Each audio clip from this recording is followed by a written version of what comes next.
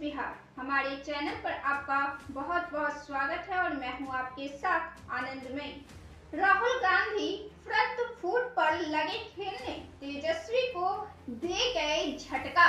इस बार बिहार विधानसभा चुनाव की तैयारी के लिए पूरे बिहार में सियासी तेजी आ चुकी है।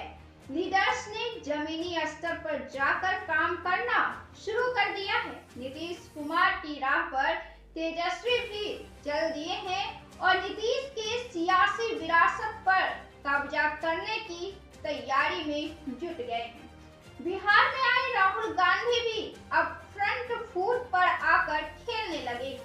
राहुल गांधी अब देश में प्रतिपक्ष नेता की भूमिका में आ चुके हैं और अब वे एक नौसिखिए राजनीतिक भाषा और एटीट्यूड का परिचय नहीं दे रहे हैं, बल्कि वे एक दमदार फेस के तौर पर पूरे बीजेपी की नींद उड़ाने के लिए मूड में आ गए हैं। और राहुल गांधी का यह एक बड़ा चेंजिंग है उनके सियासी कैरियर में, बल्कि यह बदलाव उनके व्यक्तित्व का किस किस पर भारी पड़ेगा यह नहीं कहा जा सकता है, क्योंकि नफरत के बाजार में मोहब्बत का दुकान खोलने वाले राहुल गांधी अब विरोधी को जेल भेजने की भी बात कर रहे हैं, तो अपने कद को मजबूती से जनता के बीच पेश भी कर रहे हैं। हरियाणा की हार और महाराष्ट्र का झटका का गम अब राहुल के एनर्जी में बदल चुका है और वे दिल्ली में दमदार चेहरे पर दांव चल चुके हैं और अब बारी है बिहार की। बिहार में वे पहले ही नीतीश कुमार से दुखी हो चुके थे। इंडिया गठबंधन को जब नीतीश ने छोड़ दिया था, लेकिन अब लालू यादव के बयान से राहुल को झटका लगा है, जब उन्होंने ममता बनर्जी का साथ दिया और विपक्षी दलों ने भी राहुल के नेतृत्व पर सवाल खड़ा कर उसे उसकी हैसियत दिखाई, जिसके बाद राहुल गांधी ने इस बार बदलाव का मूड बना लिया है। और प्रयोग तो राहुल गांधी ने लोकसभा चुनाव के दौरान देख ही लिया है, किस तरह उन्होंने बीजेपी को बैसाखी के सहारे पर लाकर खड़ा कर दिया। राहुल गांधी इस बार काफी बदले हुए नजर आ रहे हैं, वे काफी तेवर में नजर आ रहे हैं। राहुल गांधी ने बिहार में आकर एक तीर से दो निशाना चल दिया है। उन्होंने न केवल नीतीश कुमार पर अटैक किया, बल्कि उन्होंने तेजस्वी को भी आड़े हाथ ले लिया।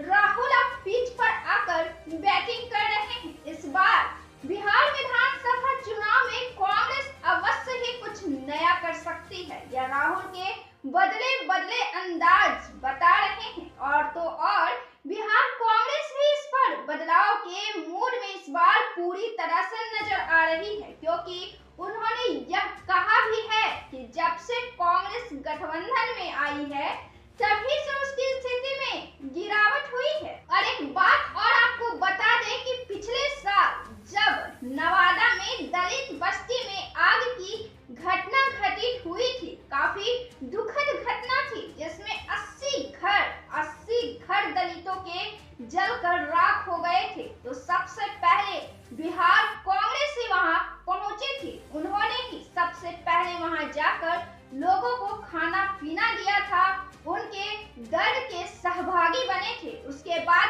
अन्य राजनीतिक दल वहां पहुंचे थे, जिसमें एक दिन से 2 दिन का वक्त लग गया था।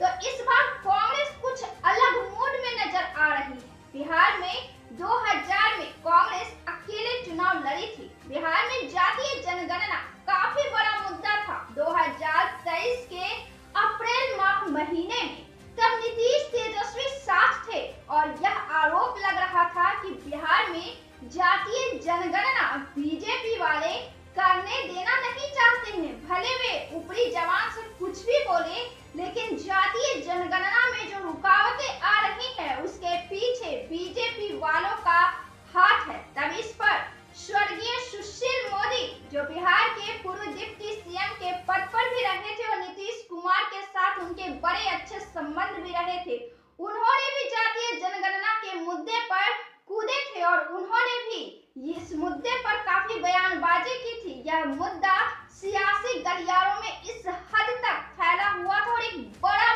मुद्दा था।